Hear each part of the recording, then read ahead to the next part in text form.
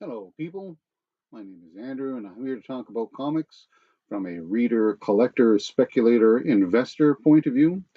Today, I'm talking a little bit about Bill Siekiewicz, and mainly his Stray Toasters run from 1988. I first found out about his artwork in the late 70s, early 80s when he was working on both Moon Knight and for a short period of time on the New Mutants.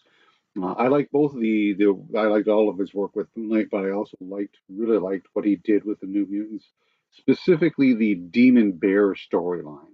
I think his blend of surrealism and distortion really worked to capture the whole supernatural um, fear and flavor of the Demon Bear. I was impressed that Marvel allowed this kind of art to be published in one of their main books because it is very different than the artwork that was being produced at the time. So I really like Bill Sienkiewicz's artwork. Um, Now, in 1982, Jim Shooter created the Epic line of comic books after the successful launch of the Epic magazine. It was a creator-owned type of line, although there was some harking back to a few superheroes as well. But different types of stories were being released in that particular line. One of those in 1988 was Bill Sienkiewicz's Stray Toasters. Now, Stray Toasters received a fair amount of critical acclaim when it was released. It is the story of a detective trying to find out the culprit behind a number of serial killings. It was both written and drawn by Bill Sienkiewicz. Uh, and I didn't read it when it first came out. I managed to read it years later. I was not reading comics in the late 80s when this was released, but I managed to pick it up later on. When I first read it, I didn't care for it. But time has passed, and I've just reread the series, hoping that maybe I would find some more, find out why it was so critically acclaimed and what people really liked about it. So I reread it again, as I say, just recently, and unfortunately, my opinion is pretty much the same.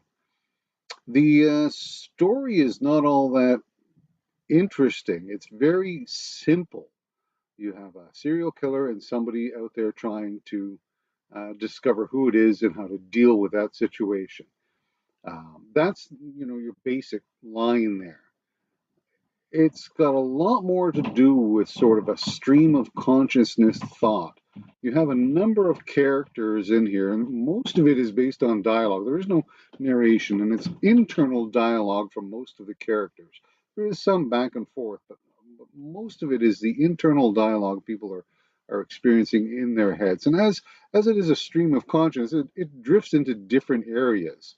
You know yourself, when you're thinking of things, you think one line and then you're off on a tangent because something you thought of sparked this over here, which had nothing to do with the initial thought, but it just, it enters into your head. That kind of stream of consciousness is prevalent throughout the entire book. It's hard to figure out what's actually happening in the story, because the thoughts are muddled and none of the characters are particularly clear. I also found that I didn't care about these characters. There wasn't enough information about them to make me want to care about them. And as far as the detective story, I do like a good detective story, and I like a story where they have to, somebody's got to track down the clues. There's serendipity happens. There's something that was overlooked and then just rediscovered. There's a witness statement. There's tracking down evidence, and none of that is in this story about a detective tracking down this serial killer. And in fact, the crimes themselves are so they're there, but they're not ambiguous, but they're very, very they're not they're ill defined. They're ill defined. I know some people say, "Oh no, they're pretty graphic as to what happened as far as a description, not in the illustration, but in the description." And I don't find that that's the case at all. And the story is that because it doesn't have a lot of these elements that I like in a detective crime story, I didn't, and I don't care for the characters. I didn't particularly like the wording, the story itself.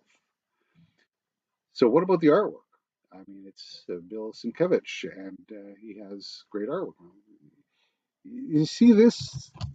This is the first issue, and it's sort of got that surrealistic look to it, and that continues on like throughout the entire series.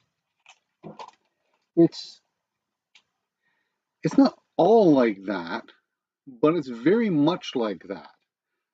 One of the things I like about a comic medium, as far as having the written word and then the illustration, is that if your written word travels into different areas and doesn't clearly define or describe what's going on, you have the illustrations to help the reader follow the story. Um, that doesn't work here. Many of the illustrations are this kind of design, very collage-like as well, muddy colors, surrealism, as I say, distortion. Um, it's not always clear what's going on in the artwork. It reminds me some of his stuff. I got to give him credit that he tried all kinds of different styles. Some of it reminds me of Gerald Scarfe's work on the uh, on the wall, Pink Floyd's The Wall, with the the colors, the again distortion. I think the image of the teacher is a pretty good example of that. That was the teacher there, and you can see that. Obviously, you can identify that that's a person, but it is and you can see that he's a scolding person, and so you can see his weight and what have you, but it's distorted. It's what I would call surrealistic, and that's partly the artwork that you will find in here uh, as well. And he varies the artwork from stuff like this to stuff that's almost sketch like, and then some stuff that is almost just a couple of scenes where it's like almost photorealism. Um, Here's issue number 3, um, again with slightly slightly distorted, but that's probably closer to a real portrait than some of the other artwork. So I've got a story that's so, really not hitting the notes for being a quality detective story, um, and the psychology behind it isn't as interesting as I was led to believe, or as that I would consider for critical acclaim. And the artwork, while it is unique, and there's some interesting pages to look at, I don't think it does the story the right kind of justice, because it doesn't contribute enough to the narrative to make the whole thing flow together. As I say, I don't mind having um, some of this type of artwork, and then you've got words that complement it, so that it draws the two together, so that as the reader, you get a clear idea of what it is that the writer and artist are trying to say. I do not find that's the case with Stray Toasters. Despite critical acclaim and despite people um, really liking this, and despite me really liking Bill Sienkiewicz's artwork, I can't recommend Stray Toasters. This is the 4th issue of the series, which is pretty much a black. I mean, you can't see it in here. It looks like a black cover, but there's a faint imprint of something else in there too, and I'm not even sure what, because the artwork is just a little bit murky.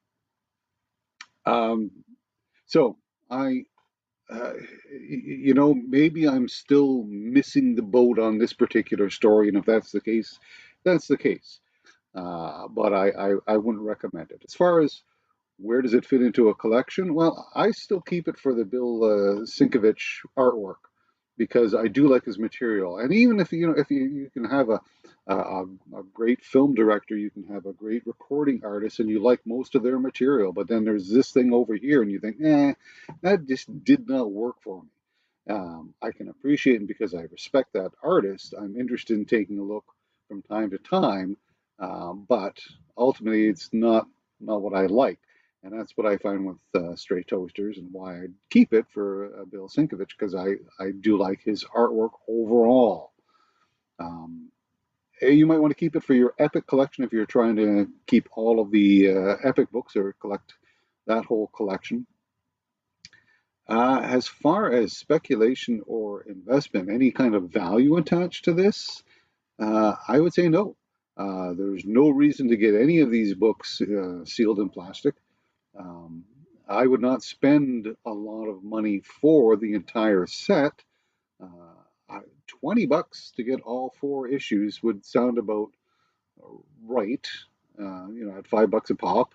If you can get it less, even better.